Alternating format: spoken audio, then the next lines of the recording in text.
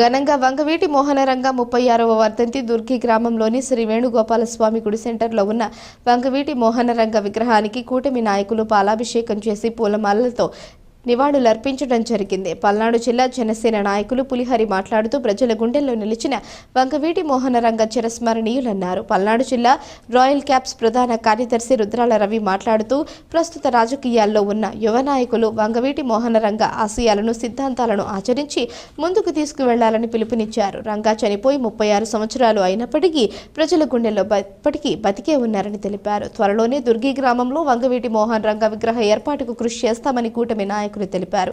ఈ కార్యక్రమంలో కూటమి నాయకులు కటకం రామారావు, భీమా అమరయ్య, సూర్య వెంకటేశ్వర్లు, ఆకుల చెన్నయ్య, వెలిదండి వేణుగోపాల్, సూర్య కృష్ణతోట, కూర వెంకట నరసయ్య, వంగవీటి మోహనరంగ అభిమానులు పాల్గొన్నారు.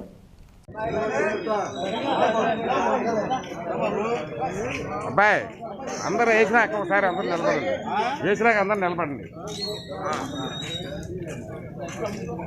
రవి చిన్నది దిగండి, చిన్నది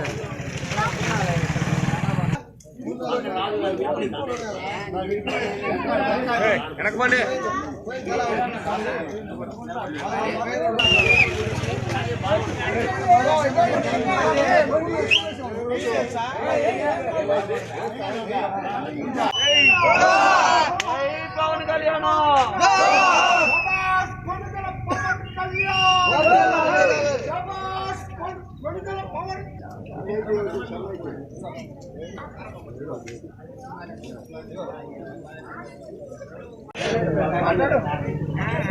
ఈరోజు ఆచర్ల నియోజకవర్గం దుర్గి మండల కేంద్రంలో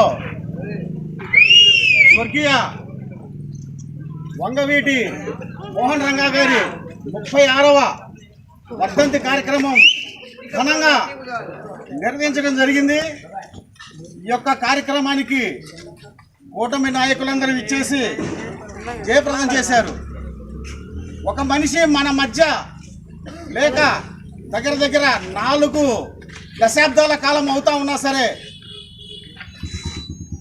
ఆ యొక్క మనిషి ఆశయాల్ని, అనేక ఇచ్చిన స్ఫూర్తిని యువత, ప్రత్యేకించి ఈనాటి యువత ఆయన యొక్క చూపిన మార్గంలో ముందుకు వెళ్తా ఉన్నారు అంటే అది ఒక్క రంగా గారికే సాధ్యం. అది రాష్ట్రాన్ని కదిలించిన వ్యక్తి